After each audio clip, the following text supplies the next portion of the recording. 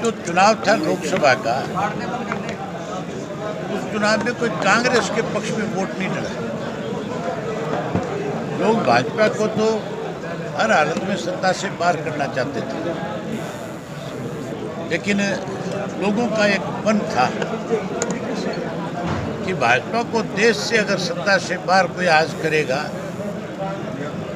तो वो इंडिया का जो गठबंधन बना है वो करेगा। कांग्रेस उसका हिस्सा थी। लोगों ने इंडिया गठबंधन को वोट दिया है और उस गठबंधन का नतीजा है कि आज भारतीय जनता पार्टी जो 400 पार का नारा देती थी वो 241 सीट पे सिमट गई। और कम हो सकती थी ये सीटें, लेकिन कांग्रेस ने कुछ रीजनल पार्टियों को कमजोर करने के लिए इस गठबंधन का हिस्सा नहीं बनने दिया। उसी का नतीजा आज कांग्रेसियों को इस बात का बहुत मलाल है, आज बहुत तकलीफ है कि अगर हम 3-4 पार्टियों को और इसमें शामिल कर लेते हैं तो आज भाजपा सत्ता से बाहर होती है, कांग्रेस सत्ता पे काबिज हो जाती है, इंडिया गठबंधन काबिज हो जाती है। विधानसभा के चुनाव के लोकसभा के चुनाव के नतीजों में बड़ा अंतर होता है।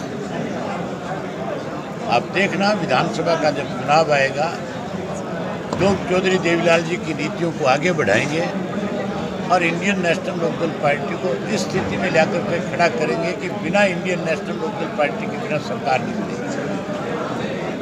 विधानसभा चुनावों में किस तरीके से देखते हैं? क्या अकेले लड़ेंगे? क्या जेजेपी के साथ? हमारे साथ ऐसे बहुत सारे राजनीतिक दल हैं हरियाणा में, ऐसे बहुत सारे सामाजिक संगठन भी हैं जो राजनीति के अंदर भी अपनी रुचि रखते हैं। हमारी उनसे बात चल रही है, इसकी जिम्मेवारी हमने माजरा साहब से लगा रखी है, पार्टी के और 2-3 सीनियर साथी उनकी लगा रखी है। यहाँ पर उनसे बातचीत करें, ये लगातार संपर्क कर रहे हैं। समय आने पे हम उन सब साथियों को साथ लेकर के एक कॉन्फ्रेंस करेंगे, उसके माध्यम से पूरे प्रदेश के लोगों में एक मैसेज देंगे कि हम सब मिलकर के भाजपा को और कांग्रेस को दोनों को सत्ता से पार करें। कांग्रेस 70 पार का नारा दे रही है, कांग्रेस 70 पार का नारा दे रही है। बीजेपी ने 75 पार का दिया था और 40 पार नहीं कर पाई थी।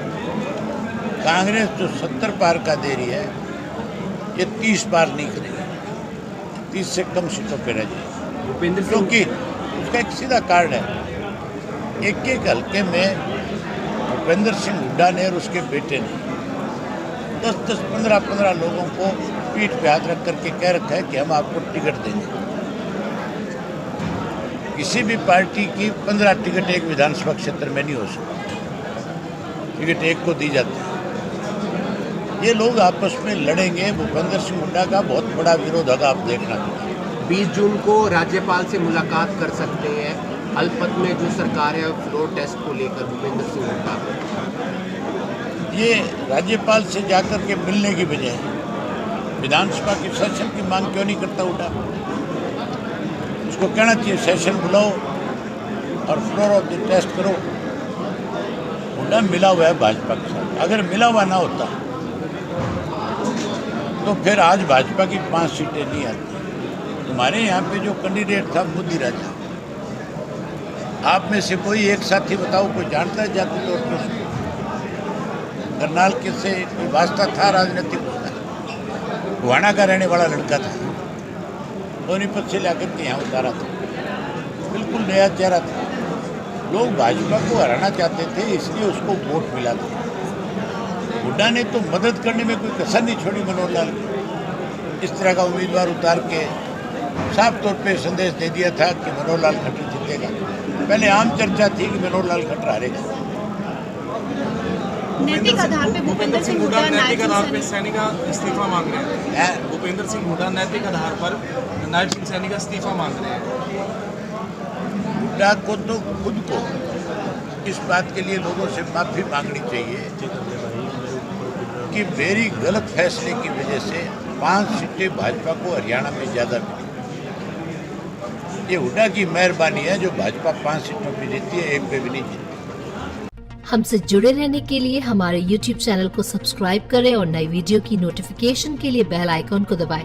अगर आप ये वीडियो Facebook पर देख रहे हैं तो लाइक जरूर करें और ज्यादा से ज्यादा शेयर करें। धन्यवाद।